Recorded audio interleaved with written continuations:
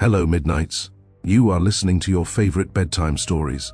Next up, the solo Odyssey, a comprehensive analysis of the Gary McKinnon phenomenon.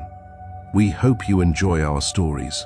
Let us know where you are tuning in from, and while you're here, please consider subscribing. It really helps keeping these stories coming. Thank you. The case of Gary McKinnon represents one of the most complex intersections of cybersecurity, international diplomacy, neurodiversity, and the modern mythology of the digital age.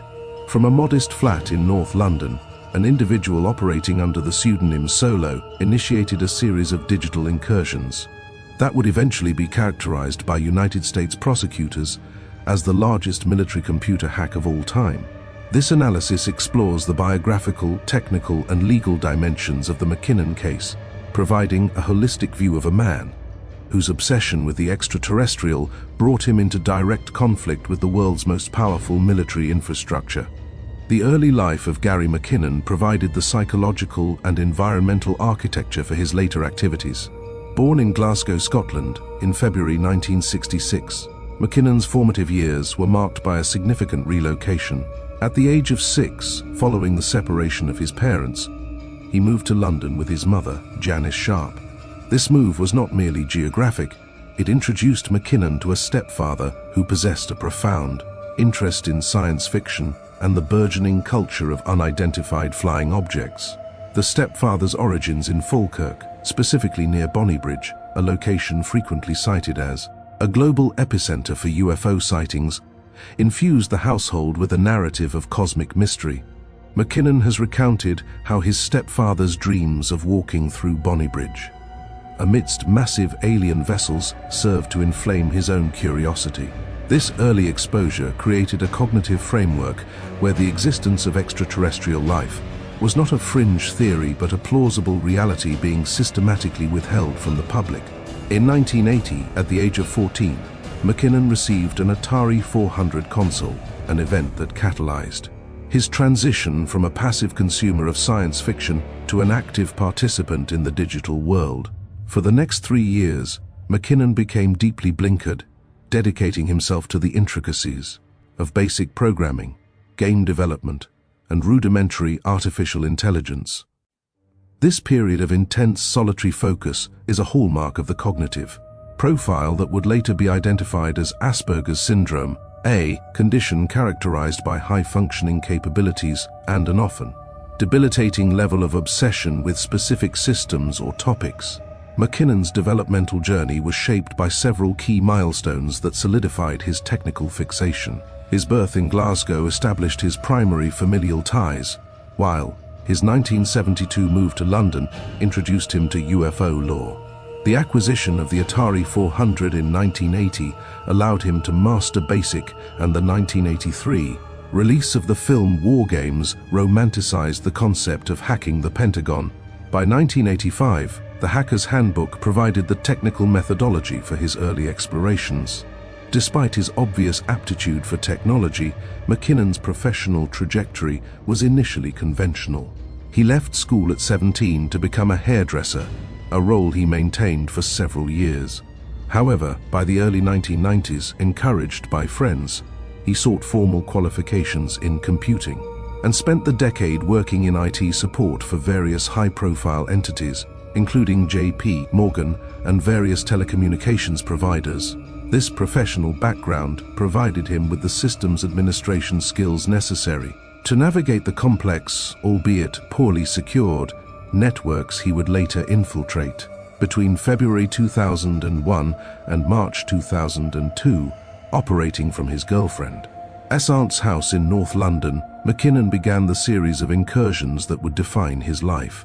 His methodology was remarkably simple, relying on the exploitation of human error rather than sophisticated software vulnerabilities. Using a cheap PC and a 56K dial-up modem, he employed the Perl programming language to automate the scanning of vast swaths of the US military's digital architecture. The primary objective of McKinnon's scans was to identify computers where the administrative password had been left blank or remained at factory default settings. He claimed the ability to scan 65,000 machines in less than 9 minutes, an efficiency that allowed him to identify thousands of vulnerable nodes across the US Army, Navy, Air Force, and NASA. Upon identifying an unprotected system, McKinnon would install remotely anywhere, a legitimate remote administration tool. This software allowed him full control over the target machine, masquerading as part of the Windows operating system to avoid detection. He also utilized NT-InfoScan as a security audit tool to identify specific network insecurities and LAN search to scan files and folders across controlled domains. McKinnon's intrusions were not limited to a single access point. He used compromised computers to launch further scans, effectively moving through the military's network like walking into another room. He frequently encountered other actors on these networks, including IP addresses originating from China and the Netherlands, suggesting that the systems were being exploited by multiple parties simultaneously. The US government indictment detailed intrusions into 97 computers across various military branches and NASA. The financial and operational impact cited by prosecutors was substantial, totaling between $700,000 and $900,000 in damages.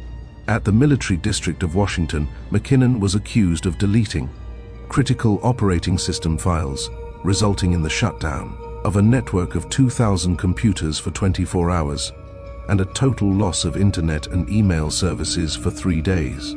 At the Earl Naval Weapons Station, in the immediate aftermath of the September 11 attacks, McKinnon allegedly accessed the port services computer monitoring the location and readiness of Atlantic Fleet ships.